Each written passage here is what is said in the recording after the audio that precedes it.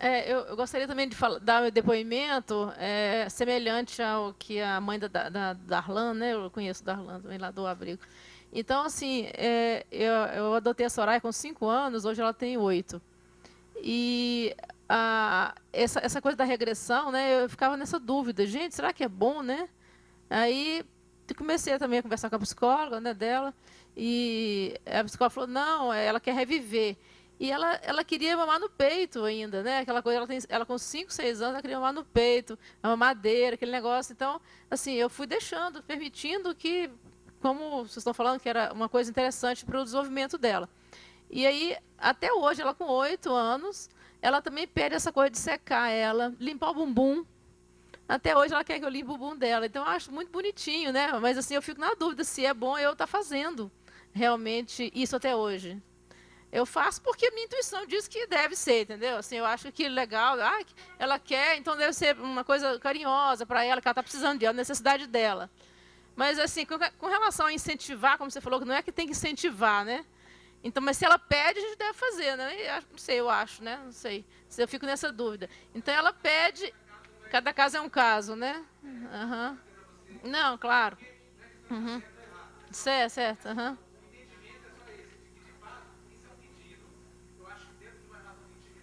Uhum. Não, claro. Aham. É. Uhum. Eu acho que. Aham. É.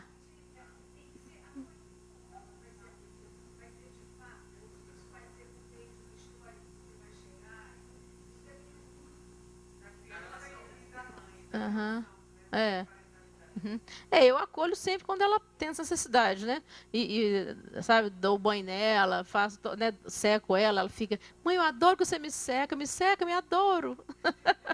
Então é muito bonitinho, né? A gente.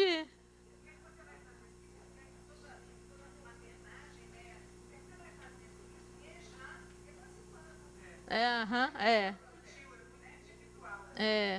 aham, aham, isso, aham, uhum, certo, ok. Quer dizer, e aí a gente volta para os pais. Porque, assim, a criança ela precisa de ter esse momento de acolhimento, muitas vezes para poder regredir, para poder rematrizar. E aí, assim, só que os pais, rematrizar, é um conceito que o Moreno do psicodrama, não sei quem conhece aqui, ele é um conceito que justamente a possibilidade de você reviver o que ficou para trás e reeditar alguns momentos que de repente foram vividos de forma menos interessante, menos adaptativa, e aí você poder reassumir o controle sem ficar fixado e preso nesses momentos, né? Mas assim, a regressão que a gente mais lida, 100% dos casos, 101% se existisse isso, é a regressão dos pais. Porque os pais regridem muito quando a adoção acontece. Sim, seja porque começa a brigar de igual para igual. Quer dizer, se você está brigando de igual para igual com uma criança, você regrediu, né? Seja porque entra num sofrimento tão grande, seja por frustração, por expectativas, ou então por outros motivos mesmo, né? Por problemas, dificuldade de saúde, ou desadaptação, ou dificuldade no vínculo, que aí os pais realmente entram num sofrimento tão grande, que não sabe mais o que fazer.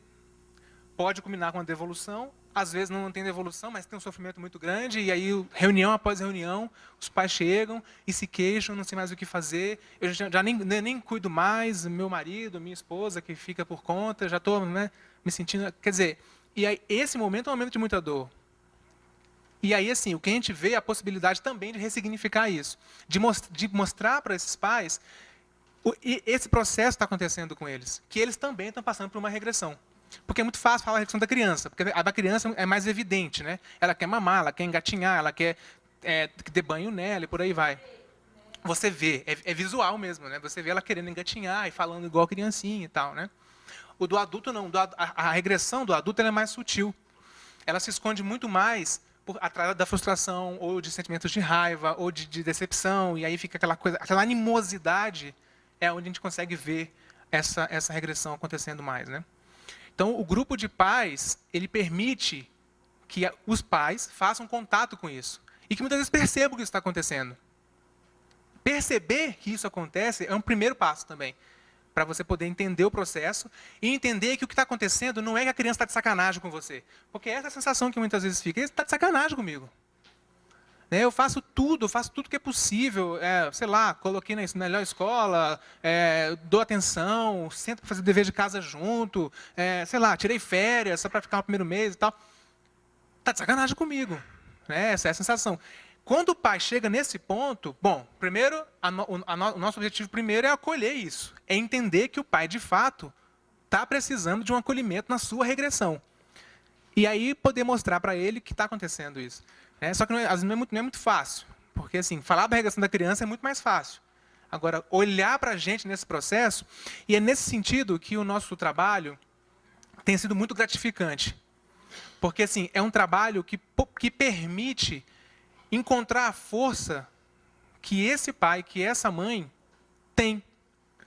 E essa força, por incrível que pareça, não poderia ser diferente, é justamente a partir do momento em que ele identifica quais são as suas deficiências. E sai um pouco dessa expectativa que também ele tem de que eu vou ser um pai assim, eu vou ser uma mãe assado. E por quê? Porque é assim que um bom pai faz, assim que uma boa mãe age. E aí, de repente, quando começa o jogo, você se sente o pior pai do mundo, a pior mãe do mundo. Então, assim, esse espaço de poder fazer com que, ok, é assim que funciona, você está enfrentando essa dificuldade, parabéns, você é mãe, então, justamente por isso. Porque mãe é justamente isso, pai é justamente isso. Então, quer dizer, é permitir ressignificar a situação vivida. Então, acho que isso que é o grande lance, a grande sacada desses grupos, de acompanhamento da adoção. É você permitir que os pais tenham esse espaço para falar deles. As crianças, elas podem construir o vínculo, elas podem construir, rematrizar toda uma série de processos que ficaram para trás, impedidos de acontecer. E os pais têm condição de ter um espaço para que eles também possam ser acolhidos nas suas dificuldades. Tanto é que no grupo de pais, o que a gente menos fala é de criança. A gente menos fala assim, porque o filho fez isso. O discurso até muitas vezes começa assim, porque meu filho está fazendo isso.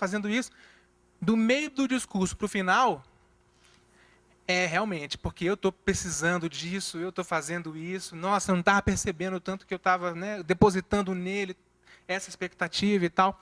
Então, assim, é realmente um trabalho para que a gente possa desconstruir uma série de certezas também. Uma certeza daquilo que deveria ser. E aí, assim, quando as coisas não acontecem, quando a gente planeja, a gente perde o prumo, E aí regride. Então, acho que esse é o tchan, do negócio. Você queria falar, não queria?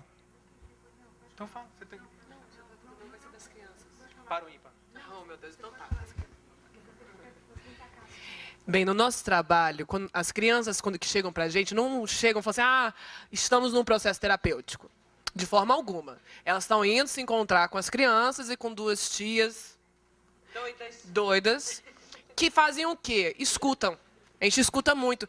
O nosso trabalho é de facilitadora. Então, a gente chega, dá um trabalho, a gente pode começar até assim, olha, que tal se a gente fizesse isso? E deixa a criança se expressar da forma que for, sem guiar. Se ela, tia, não quero fazer isso aqui não. Posso fazer se pode? Minha resposta normalmente é pode, contanto que não implique na segurança. Na segurança dela. Oi? Então, o que a gente está fazendo nessa hora? A gente está observando. Porque por mais que ela ache que está... a gente fez um trabalho agora que foi de autorretrato. Então, cada um fez um trabalho de autorretrato. Então, na sala estava cheio de retratos de Picasso e não sei o quê, de diferentes artistas. Então, a gente explica, você pode fazer do jeito que você quiser. E quando a criança começa, até na forma dela desenhar, a forma que ela está desenhando, com a intensidade que ela está desenhando, a forma que ela se entrega, o que ela representa ali. Teve um trabalho que foi muito interessante, porque a criança fez aquilo que ela esperava, na expressão dela, mas na roupa ela desenhou uma estampa fez uns desenhos que representavam muito mais a energia dela do que aquele retrato. Então, na arte-terapia é um trabalho muito interessante, porque ela, sem saber, começa a usar do inconsciente para falar com a gente. Então, esse trabalho que a gente faz acaba tendo muito resultado, porque a gente dá bastante liberdade e observa. Observa a reação que ela tem com o desenho, que às vezes quer levar, quer dar para os pais, às vezes quer rasgar, às vezes não quer falar nada, às vezes quer contar uma história, inventa várias histórias. Mas, tipo, tem muita coisa que ela vai contar que é verdade e tem muita coisa que ela vai contar de um mundo fantasioso. Então, nesse momento, elas estão interagindo com crianças de outras idades e com outras histórias. E é um processo extremamente interessante. Então, são de desenhos e brincadeiras, histórias, contos de fada. São muito interessantes também, porque no conto de fada acaba que ela se identifica um pouco com uma história de um momento da outra. E nesse momento que a gente está reparando na criança, vendo qual que é a expressão que ela tem, a reação que ela tem, se está inquieta ou não. Então, esse tipo de espaço, esse tipo de liberdade, acaba dando muita informação para a gente. E que nisso, sim, quando é necessário, pode ter a comunicação já com os pais muitas vezes vêm... Os pais procuram a gente dar o feedback. E também a gente também se comunica, né? Então, o nosso grupo comunica com o grupo dos pais, tá?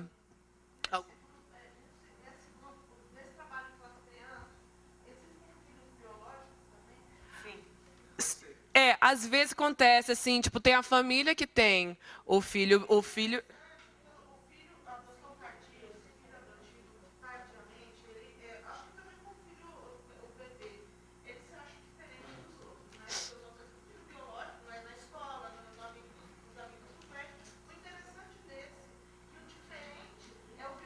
eles entram. E quando eles entram lá na sala, a gente não chega, com licença, você é adotado? E você não é adotado? Não.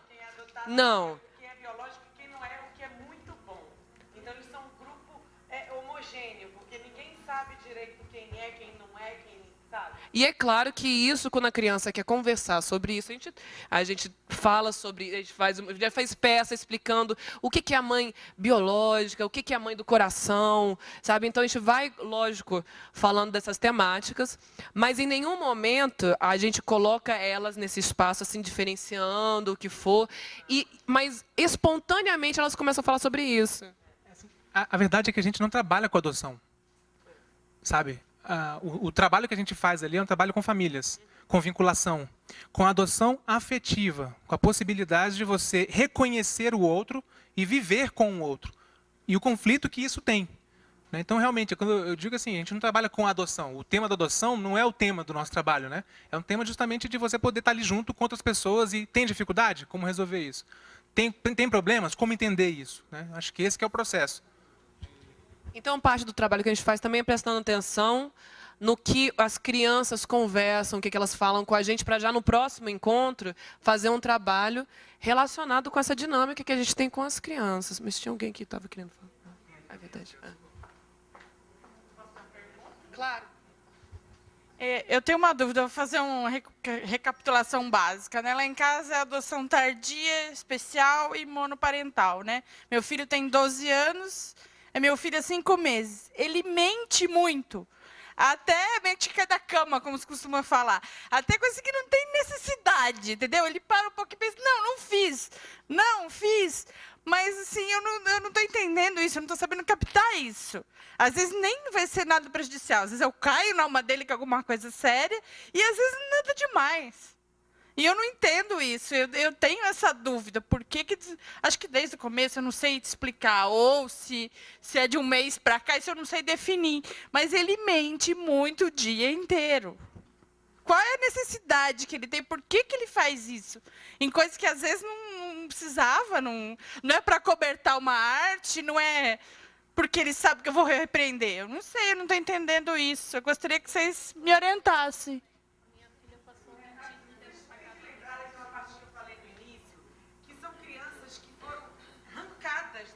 Delas, de maneira muito traumatizante, porque os adultos estão sabendo dos trâmites, da burocracia, do nananã, mas a criança não. A criança está lá brincando, de repente, do nada, draga-se ela do lugar de origem dela e coloca ela em outro lugar. E, pelo menos, umas 2 vezes na vida, em um período muito curto de vida, vamos salientar, né, que é muito importante, ela é dragada. Ela realmente ainda não achou o lugar dela no mundo, principalmente no início de uma adoção, né? O olhar que a gente coloca em relação ao grupo lá, eu tenho um olhar sistêmico, familiar, e eu entendo que só existe o eu porque existe o outro, né? Então, ele tem uma configuração familiar inicial, né? Que, de repente, é caótica, mas é a que ele tem. Ele conhece aquela ali. E, de repente, ele é dragado, e para dentro da instituição. É toda uma configuração nova, totalmente diferente. Lembrando que para se construir o eu, precisa do outro. Então, ele estava construindo um eu e, de repente, puf, ele foi mandado para a instituição. Ele é obrigado a ressignificar tudo de novo. E aquilo ali está difícil para ele. Beleza, não é legal estar na instituição? É difícil, tem poucas pessoas para cuidar, tem umas necessidades que não são atendidas, mas é o chão que, de repente, ele teve que ressignificar. E ele está lá se apoiando. E, de repente, draga ele novamente. E, na verdade, ele fica sem saber realmente o que ele é, quem ele é, e é confortável, em alguns casos, ele criar uma realidade, que para ele é muito bom, obrigado. Agora não sei quem foi primeiro. Voltando à questão da adoção tardia, eu acho que, eu que já assisti alguns ENAPAs, alguns encontros, eu acho que tem sido uma evolução muito grande. Hoje nós temos sentadas aqui nessa sala uma juíza. Nós temos assistindo em outras salas outras juízas. E o trabalho que alguns juízes têm feito, quando eu digo juízes e equipe técnica, né? Porque nenhum juiz faz nada sozinho e nenhuma equipe técnica faz. E eu tenho para dizer o seguinte, eu sou de uma comarca, de uma grande metrópole, Rio de Janeiro, de uma região onde violência, miséria impera como um todo. Então, as nossas crianças não são somente vítimas de pobreza, são vítimas da violência, dos problemas sociais, isso não vem ao caso. E o que eu acho muito legal, eu acho que assim que está sendo muito interessante, doutora, para a senhora que está aqui, tem sido essa coisa dos juízes, da equipe técnica, nos terem acolhidos como pais adotivos, como grupos de adoção, e nos estar facilitando, assim, a gente facilitando, ajudando eles no trabalho deles e vocês nos ajudando no nosso. Exatamente. E o empenho desses profissionais, principalmente na busca ativa, embora não seja a minha têmica, né, o tema daqui, mas desses juízes, principalmente com a adoção tardia. Eu posso falar, em particular, com a juíza titular da vara de onde meu grupo que é a doutora Mônica Labuto, que está numa outra sala, que tem um trabalho maravilhoso. Tá? É uma pessoa assim, a equipe dela também está sempre pronta. A Ana, coitada, nem dorme mais, né? Porque é reunião semana sim, semana não, semana sim. Coitada, foi para a lua de mel, quase que ligaram para ela na lua de mel. Então, o que eu quero dizer é o seguinte, eu acho que está sendo uma evolução muito grande. Que hoje em dia os magistrados, a equipe técnica, estão nos recebendo e tendo, eu como mãe adotiva, tá? Embora eu seja advogada, mas não milite na área de educação, minha área do legislativo é completamente diferente. Mas, assim, a gente disse assim, doutora, nós estamos pontuando essa dificuldade, o que a senhora acha? Não, vamos aqui. E a busca incessante desses profissionais, em especial, eu conheço, no Rio de Janeiro a gente tem várias juízas, mas tem, assim, a doutora Mônica, ela tem um trabalho que é diferenciado. Ela realmente,